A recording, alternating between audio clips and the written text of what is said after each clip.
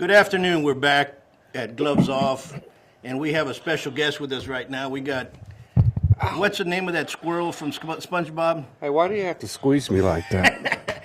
We got Jay St. John. He's going to be bringing in a radio show at 7 on Monday. Is that Yeah, going to be every and day? every day, Monday through Friday, from 7 to 9. And you're welcome to come by and learn how to do this stuff. It's interesting. Many people have hated him. We all love him. Hey, And the reason we love him is because we need folks that are going to stand up for Laredo. Even though many call him pinche gabacho and everything else, we understand that. yeah, it's But he's- okay. but I you're like good- that. but I you're a good guy. actually like that. This is really amazing, this technology, Sergio. Sergio's on the board over here. I'm really digging this. You hardly need nothing. Look at all this equipment I have in the other room. What am I going to do? I'm so outdated, right? And then we're on video too. And in today's show, we're going to be talking with Manuel Lozano, who's from the Valley, from Brownsville. Manuel is a special pioneer of martial arts here in Texas. There's martial arts from all over the world, and Manuel and his brother brought down Kuksuwan, which is a specialty martial art, or the national martial art of Korea at one particular time, and started promoting it here. And he's interesting because not that many martial art instructors go out and research. And he got fascinated with some of the martial arts from Mexico and the Philippines, and he did extensive research. He'll be a good cast, and it's good to have you in here to ask questions. Well, no, I'm bugging out. They just wanted me for a mic check. Use this microphone. It sounds okay, right? And I don't know why, but I'd love to hang out with you, but I don't know anything about fighting. I'm a lover, not a fighter. No, we understand. You just pick them, let others take care of it. I'm a pansy. No, well, at least you're still flying the red, white, and blue, not fighting that. That's right. That Antifa That's flag. right. That's right. And don't forget, I'm a Vietnam veteran. I'm proud of you, thank you for your service. Thank you very much. And thank you one more time for standing up. We're not here kissing your You ass. want We're to just see telling you my? something. You want to see my bullet holes? No, but maybe somebody else can. We'll take one of those bars you go to. You can find them out. All right. We're going to take off on this end. Thank you, John. Thank you. Thank you, and we'll see you here next week. And Thank you. Glad to have you. And have a nice interview. Thank you for listening. Thank you.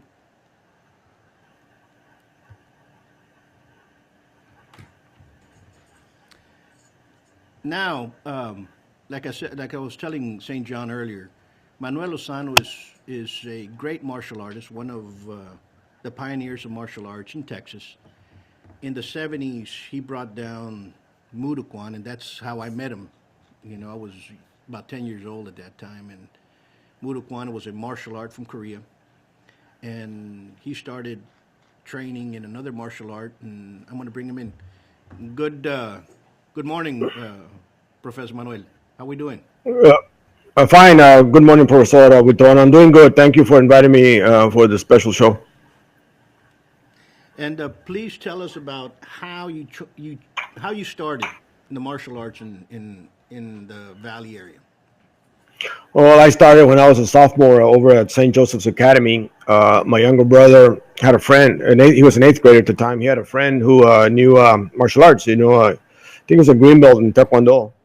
So I said, I can beat him. He goes, no, you can't. I said, yeah, I can. He goes, I've seen both you fight, and believe me, you can't. He just beat up a gang, at the skating ring, that they attacked him. You should have seen him turn into a whirlwind of kicks. So anyway, I met this kid, and I wanted to see how good he was. And I really wanted to spar with him, fight with him, even though I didn't know martial arts, but I always considered myself a good fighter. So I go to his place, and he was very courteous. And I asked him, can you do something before we start? He goes, sure. And he jumps up, and just from a standing position, and he kicks towards the chandelier. I didn't hit it, of course. I didn't break it. He just kicked it so fast and so high, and man, it just amazed me. I said, wait a minute, should do that again. And he did it faster and stronger. I said, oh my God, I don't want to fight with you. And he started laughing. And he goes, I didn't think so. And I said, can you teach me that? He goes, sure. And we became friends from that very day. But I didn't join the martial arts school he went till about a year and a half later, because I was participating in sports at school. By the time I went, the Korean instructor, Master Chang Pyo, had left to Mesquite, Texas. And younger instructor who was an awesome guy, and we're best friends till today. Norberto Sanchez, known as Rabo Sanchez, cousin to Jose Santa Maria, that everybody knows here in Texas, in the country, especially here in Sure. Texas. Yeah, so I started training under Rabo March 23rd of 1974 when I began with him. But I already had been training with Ben and a little group of guys that went to that school for about a year and a half before I started. And then in your beloved town of Laredo, I met Master Hyun Kim, who was a Hapkido master, and I was fascinated by all his magazine articles. So we met there at Johnny Rendon's tournament in 1975 or 76, I forgot. And he invited me to start learning Kuksul. He was a Hapkido master, but at that time they called it Kuksul Hapkido because he was helping the Grandmaster who came to New Orleans through his first American student by the name of Ken Duncan. So I started attending those seminars in August, I believe it was 76. And then that's how it began. So I started learning Kuksul and ended up, testing for my black belt a couple of years later on. And was the first one that I believe to open a Kuksuan school in Texas. Now, there was a Korean master, but a 7th-degree master from Kuksuan, original Kuksuan master, Young Il Park in Houston. But I don't know if he had a school there or not. I know he owned several businesses. He had a restaurant, a Japanese restaurant, the Minato on Westheimer. And I never trained under him, only at the seminars that I would attend. So I don't know if he had a school or not. But having said that, I think I was the first one to open a Kuksuan school here. Ended up promoting 36 students to black belt level, 1st degree and 2nd degree. And then ended up opening a school for the Grandmaster in Austin for about a year. Then I moved back to Brownsville to continue, my training and my teaching. So that's how I began with Kuksul. Tell us, I remember, we all started with, I remember Tang Sudo, I remember Sure. Mulukwan, I remember Kuksul, of course, Hapkido, who can not Sure. forget those names. And all of No, a sir. sudden, everybody was training towards the sport, the Korean sport, which was Taekwondo. And now all those Korean masters that were teaching those specialty arts all of a sudden stopped, and now they started promoting Taekwondo. And Taekwondo has basically eaten up all the old Korean styles, if you want to put it that way. Why do you Well, think that happened? because I think it happened because of the advent of Taekwondo becoming an Olympic sport.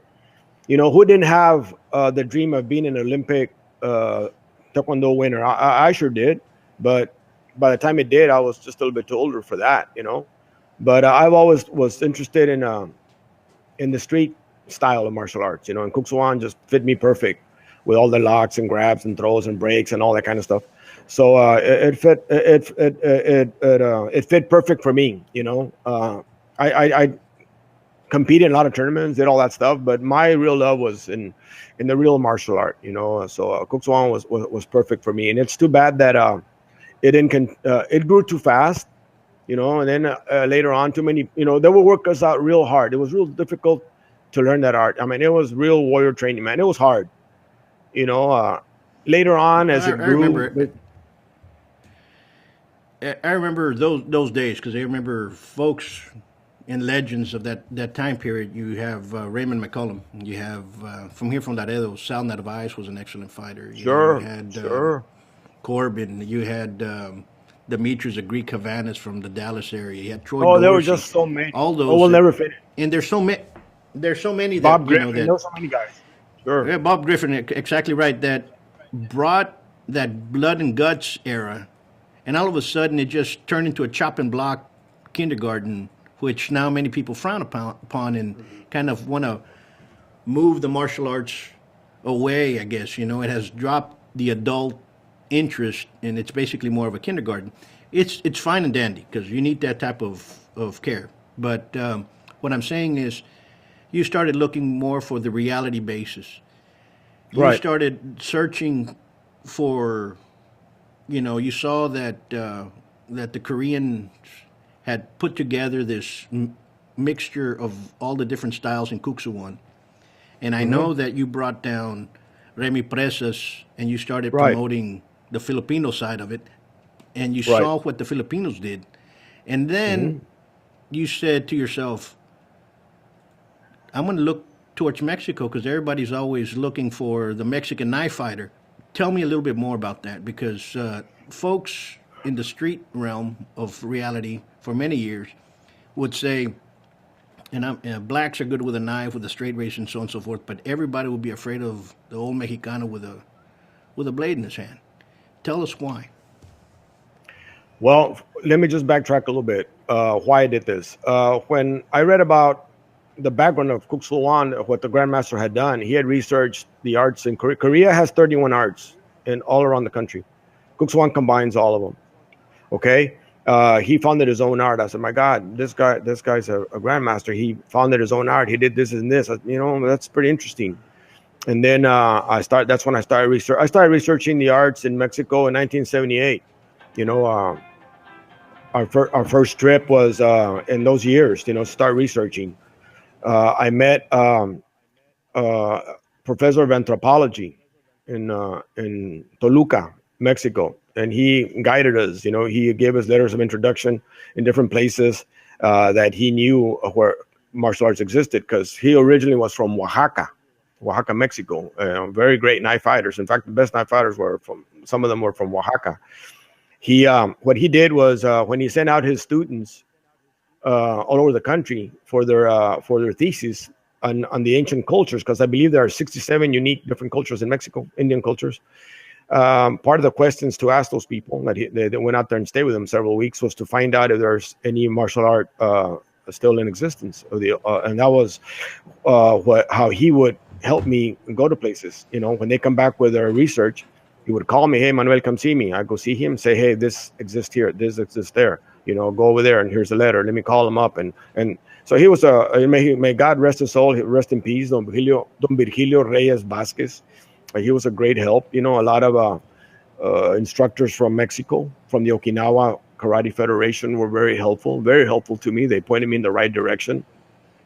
And I started doing my research, you know, and then found out that in Mexico, there were held public knife fights in the bull rings for a long time. And in 1938, the president of Mexico, Lázaro Cárdenas, decided that was enough. No more knife fights. So they outlawed public knife fights. They outlawed practicing with a knife. They outlawed carrying a knife. So they passed a law called La Ley del Arma Blanca, the law of the white weapon. You know, right. So there was one guy in particular, many, but one man in particular that caught my attention. He was undefeated in 50 fights, and I read that there was people from all over the world, at least for a lot of places outside of Mexico, that would come fight. You know, and in public. That's there, and yeah, it is, man. And there's a lot of research into that. And the guy that never lost a fight. Now, you could back out of the fight any time. If you were bleeding too much or didn't want to fight no more, you could back out and not lose face. You know, it's all an honorable thing. But the guy that never lost in over 50 fights was a man by the name of Jose Gomez. Okay, and he was described as a tiger with a knife. You know, and that really interested me. So I stopped. Yes, it is. So I did a lot of research, you know, since way back when. And when I put all this together, that art of the knife, I coined a term, you know, I named it a certain name in honor of Jose Gomez that I do not want to reveal that name here. You there? Okay. Yeah, I don't want to reveal that name. I don't want to reveal that name. Because then later on, people all over the place, oh, I studied that in Mexico and I know it also. How could they if I'm the one that named it? Because I had experience with letting out a name from Mexico. And now a lot of people are using it in Mexico and here, you know, and it saddens me that people will not give you credit and not do the research, you know. Sometimes they want to take credit for someone else's work. But that's human nature, you know. So I won't say that yet until the book is out and the video is out. Then yes, yeah, correct, and more power to it. I'm gonna kind of interject there a little bit. You know, here I don't know if I answered your question. No, you did. I learned chipote from my uncle. You know, and I learned knife fighting from one of my uncles. His name was Hector Chapa, and he had a good friend who was a police officer here. His name was Luis Munoz. They used to call him El Gorupo. You know, and Luis was a police officer here. And when my uncle started teaching judo, Luis was the one that went with him and started teaching the police judo here, and of course boxing and so on and so forth back in the late 50s, right after Korea.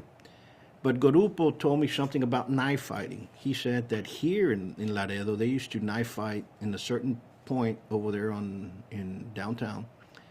And they used to wrap one hand with a silk scarf all the way up to their hand, the left hand. And you had to put two fingers on the blade, and you can only cut with about a fourth of the blade. You couldn't use the whole blade. Okay, and they used something they used to call la lengua de gallo. And to me, I think it's more of a stiletto type of knife that they used to use, or a thin blade that they used to use. And he showed me his scars on his forearm, and he showed me a scar across his chest, and he says, and we all did that. And he said, and your uncle Hector was tremendous towards that, and you couldn't use the whole blade. You could only use a fourth of it. And to me, that's very interesting that Mexico in the 30s, because that's about the same time frame, 40s, and when they were younger, they would be doing that. And that Mexico passed those laws. You see the game La Loteria. You have El Valiente with a knife in his hand, and it's very much depicted of that. I was talking with Uncle Bill de Torres, who brought silat, an Indonesian art, here to the United States, and he was not making fun of, but he was talking about individuals that were going to Mexico to teach them how to use a knife and stuff like that. And he goes, oh, they're going to go teach Mexicans how to use a knife. Don't they know that Mexicans are the ones that brought the knife to the United States? And that, I kind of recollect on those things in there. Now I'm going to ask you about your studies within the knives and within so on and so forth. Out of which instructor from Mexico did you see more interest in? What did you see in other words, what did you see the most interest of that in one instructor? And also, what type of ways were they using it? Was it more like the Filipinos that they wanted more cut the arm and so on and so forth? Or was it more decidido, trying to go inside and basically finish off the opponent? Well, they're a little bit different styles. I don't want to say their names yet, because then, like I said, people say, oh, yeah, I know him and he trained me. And, this has happened to me several times with other names. So I don't want to say that. But I will tell you what I learned. Some go straight in for the kill. Some will just cut you and cut you and cut you until you give up. So it depends, on what part of the country, you went to research. I don't like to divide them by north and south and all this, because they're all basically the same, but some, like I said, will go in straight for the kill, avoid your attack and go straight in for the kill. And some will cut you all over the place. If they got to cut the arm to push it away to go in for the kill, that's what they will do. So some have the whirling forms, some have the short fights, so it's good to combine both styles. You get a little bit more dynamic with it. Since you studied the eskrima and the arnis from the Philippines, how can you compare that to those in Mexico? Okay, my first teacher was Remy Presas. I met him in San Francisco when I went to Kuxulwan World Championship there in February '84, and we met just by coincidence, really, man. I was walking, to the men's room, and I saw him coming. I knew who he was because I had seen him in magazines, and he had a sweater on his neck, and he stopped right in front of me. He goes, hello, I'm Remy Presas. And I said, Mr. Presas, nice to meet you, sir. My name is Manuel Lozano. I'm from Texas. He goes, oh, you're from Texas. Will you invite me to Texas? And I said, yes, absolutely. He goes, when? I told him May. He goes, I will be there. I said, and he says, I've never been to Texas. So he came in February '84. Ray McCallum was here. Ray McCallum is a witness. We had a tournament here. We had a seminar here. We took him to the island. I took him to Mexico. We went to a newspaper to visit a newspaper. Took pictures there, came out. I have that copy still. And he taught me his system. But I didn't learn some knife techniques from him till the second time we met. But his techniques of the knife were very simple. Basically the same movements of the stick. When I met Ernesto Presas, just a little bit more. Ernesto had more of a structure. Remy was more of the flowing style, of the warrior style. Just go for it, And Ernesto had more structure in his art. He had more of a lesson plan. But I still say, I've seen videos of all the arts now of Arnis, and it seems that they're getting better and better. They're adding a lot more stuff. All that didn't exist a long time ago, as you well know. Correct. But There's what a I lot of cross training. Sure, and I've seen him grow, and I like to say certain things that happened with Remy and I, Ernesto and I, but I'm gonna upset the Arnis community. I don't want to do that. I don't want to get into a shouting match or a pissing match with anybody. I love those men. In fact, Ernesto was my best man when I got married. He was here. He came for a seminar in '92 in July. Ended up staying till almost November. And when I got married, I asked him to be my best man, and he's my compadre, and may God rest his soul. He died from a heart attack, and I didn't know that till about a year later. So it hurts me to have seen that. But having trained with him, the techniques that were good. He had good techniques, But what I found in Mexico, I like to say, it's a little bit more complete. Okay. And that's just I've that's seen the a way lot it of is. art. I've seen a lot of martial arts evolve, and arts that did not have, for example, grappling or had nothing to do with the ground. Now with this Brazilian Jiu-Jitsu, the Gracies, and MMA, and so on and so forth, martial arts that have no idea of a ground game are now teaching it left and right, like if it was always been there. And things, there's martial arts that evolve, and there's martial arts that devolve, if I want to use that. Then only those that would cross train and open their eyes would actually better themselves in the future and better themselves or in their, that's my opinion, as in their students as well, because you have students that come to a school and they entrust their faith with you, and if you have some bad instructor that couldn't fight his way out of a wet paper bag, well, guess what's going to happen? That person's going to be in a dangerous situation one day. But now, if you have somebody that has some skills behind them, and that can be passed on, that can save that person, I think that's where it counts. Now, back to stuff that you saw in Mexico. Which one of it was more indigenous as per se, or was it more Spanish colonization that produced these arts? The knife, of course, the Spanish had an influence, of course. But the Of course. most indigenous were I believe, were the jaguar fights. Okay, the jaguar fights of Okay. Citlala and Guerrero. That is an ancient tradition that the Aztecs took to Citlala. They conquered those places, those peoples. Right before the conquest, the Spanish conquest. And I was told by Don Gaspar Anica, the mayor at the time, on this tradition. It went back to the Aztec days. They dressed up as jaguars. They put on a leather mask, and through the big mouth is where the eyes are, and it's a big leather mask, and inside is with wires.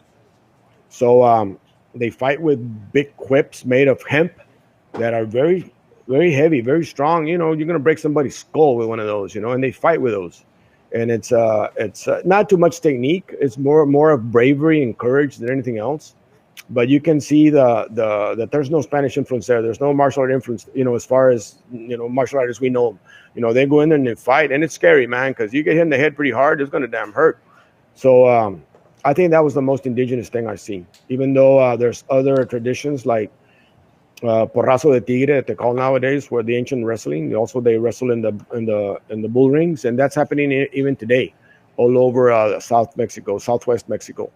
So there's other arts also. That's interesting. Sure. That's very interesting. Let's answer Yeah. one question. Julie Evans is on us, and she asked, "What's your opinion about the cuerdos?" Is that My opinion about Mr. the cuerdos. You mean that's the art from Art Gonzalez? Or what art? The cuerdas, is that on the Arnese system?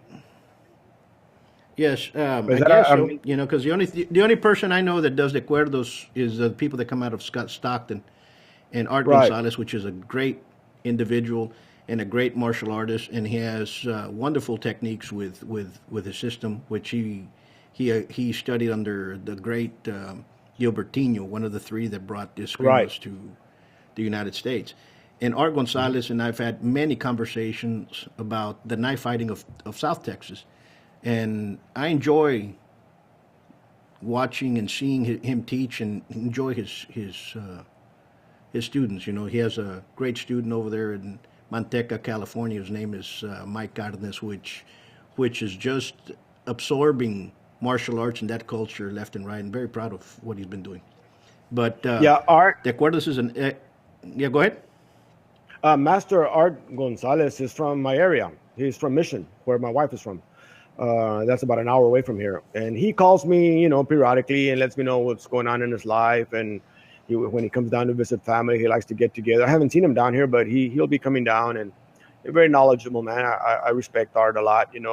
We're good friends, and he's pretty good too. So I really don't know the art. I can't say an opinion, but knowing that Art's involved and I'm sure it's great, effective system because he's a very knowledgeable master. So that's all I know about. I haven't trained in it. I haven't done any research into that. But I'm sure it's a great system, knowing that Art's involved.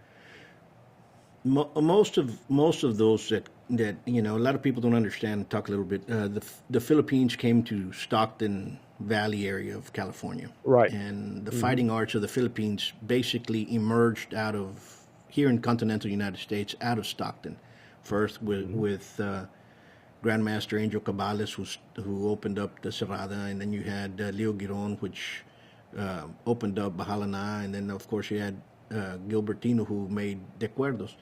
Excellent. You have others there, plenty others, and I've talked many times with Art and kind of studied how everything went and how everything did and how he got involved in it. And he tells me how he got involved with knife fighting was in South Texas, and then he moved over to the Stockton area, and that's where he started learning from the greats. And it's excellent that you have martial artists.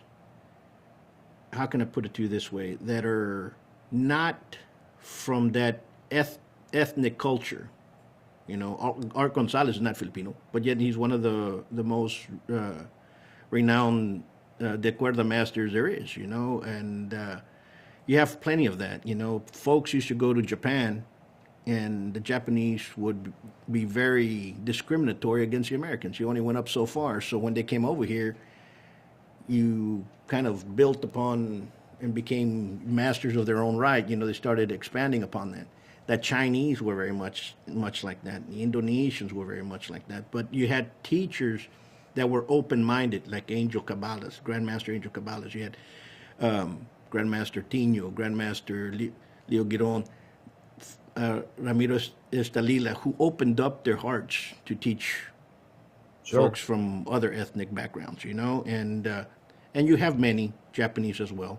You had Wally J, who opened up his heart to many people, and you studied with Wally J. And Yes, I did.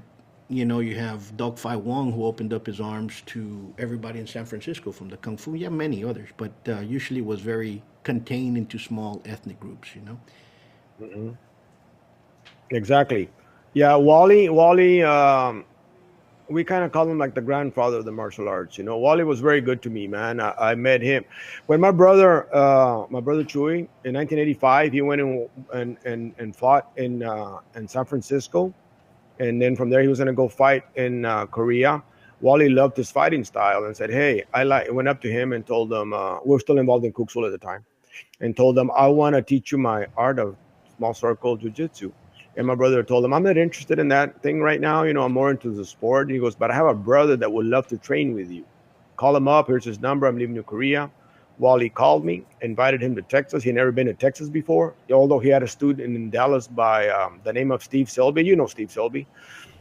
And Sure. Steve was his student, but Steve never invited him to Texas. Well, I did, and he came down here. Again, we had a tournament at the island, and a bunch of Texas black belts were here, Raymond and everything, and we're having a good time, if you know what I mean. And Wally, instead of us driving him around in a big limousine that we had rented, he drove us around, and he had a great time. He goes, "Man, I love your Texas black belts, you all having a good time, and I'm your chauffeur." He drove us all over town, And Wally, one thing I'll always remember what he told me. He says, Manuel, you want to know the secret of martial arts? I said, yes, sir. He goes, get closer. I need to whisper in your ear. I don't want nobody to listen to this. I said, and I mean, yes, sir, yes, sir. I put my big ears over there. And he says, daily practice, my friend. Not too many people can keep that secret. And he was right, Yeah. you know. So, but anyway, Wally was just a lovable guy. Remy also, they were best friends, you know. I'm gonna say something here that might upset a bunch of people, and I'm sorry, too bad. But I've trained with many instructors from different countries, and the Filipinos, I don't know. It seems like there's a closer connection with us Latinos, maybe because of the Spanish influence or something. Now, well, there's exceptions. I'm not going to say there isn't. Sure, there is. Wally, man, I love Wally. And it hurts me that I couldn't been able to go to the funerals of five of my masters that have passed on: Remy Presas, Ernesto Presas, Wally J, Insuk Su, Grandmaster Inhyuk Su from Kuksowan, his oldest brother. He came here to Brownsville and taught me. Jung O Lee, the technical director for Kuksowan at the time, he passed away. I was supposed to I sponsored him to come and live in this country as a favor to the Grandmaster back in '82. We were going to go to San Antonio, open a school together. At the last moment, he pulls him away and asked me to go to Austin and sit with one of my students over there. That wasn't the plan. That wasn't the deal. But anyway, and he had him washing dishes in some Chinese restaurant in San Francisco instead of teaching. To me, in my opinion, he was the best, one of the best, if not the best, Kuksowan had. So I didn't get to go to those funerals, and it just hurts me so much because all of a sudden you snap your finger, and time has gone, and now we're 60 years old, and they're gone, and now we're teaching, and all we can do is just look back and remember all the lessons, Paul, and practice what they taught us, and try to get better. And I don't cling to one art. To me, it's always been about a universal martial art. What can I do to get better? I really took Bruce Lee's advice to the T. What can you do to get better? It doesn't matter where it comes from. Use it. It's for your own self-development, for your own survival. What are you going to do? So that's what it's been for me, and all the different arts I've trained. Now, you don't have to train the whole art to be good in it, as you well know. The important thing is the essence and the main techniques. I'm going to interject Yes, with sir. that. There's Sure. back then when you started, and I was, you know, and I was brought up in that time frame as well. What happens is we were taught basics. Now you go to martial arts schools, there's no basics. I train and I go teach in many schools, not only here in many countries. And what happens is that you step into the mat and folks do not have basics. They do not have a stance, regardless of what system they're coming from. They do not understand how to punch or how to kick and so on and so forth. I say it also in Sabat. I say it throughout, and somehow when you start correcting that, they feel like you have two sides. Some feel like you insulted them and close themselves out, and others feel, thank you for teaching me, And I'm not teaching you anything your instructor shouldn't have taught you. But in today's world, we live in a microwavable world. Everybody wants something in 2 months, 3 months' time, and nobody wants to put in their time to train. And basics above everything else, and I say this, a man that's good in his basics is a hard man to beat. And once you have those fundamentals in there, then you can cross-train with other arts. But if you do not have that, and you start cross-training, all you have is just a mixture of nothing. You can name it whatever you want. But Exactly. if you do not have basics in anything, forget about trying to cross-train.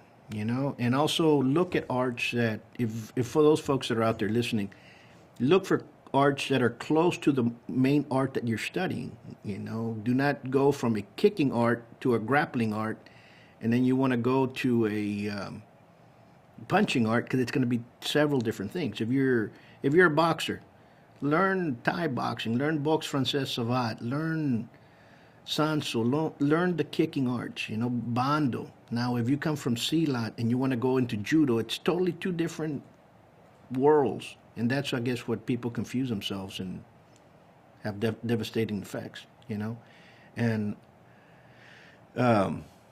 Manuel, I want to thank you for coming in and helping us out to understand another side of the martial arts, especially those from Mexico. And people should be proud of that. There's martial arts everywhere, and I want to commend you in your studies and in your research and bringing that forth. You know, because many people do not understand that.